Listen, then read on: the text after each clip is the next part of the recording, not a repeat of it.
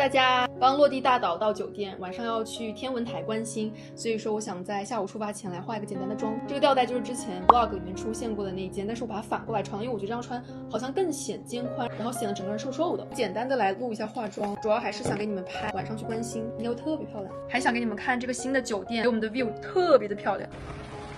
哇塞哇塞，就完全是面朝大海，底下就是游泳池。我看到他给的那个小地图里面还有写这种水上的滑梯，到时候下去看看。好了，那我们就回归我们的工作位，准备化妆。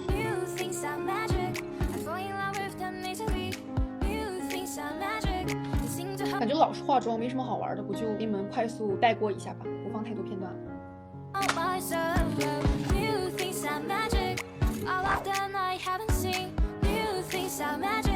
Especially to lead me to the ones I don't wanna wear the shoes anymore.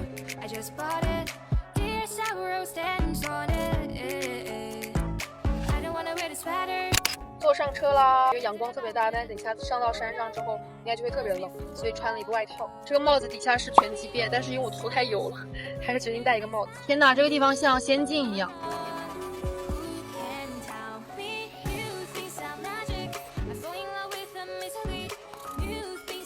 现在就往上开了，刚刚出去拍了2张照片，已经感觉风特别大，冷冷的了。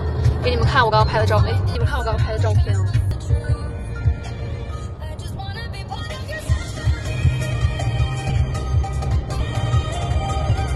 我们这一路开过来就觉得这个地方特别的像无人区的感觉，因为没有什么车，特别有那种末日公路文的感觉。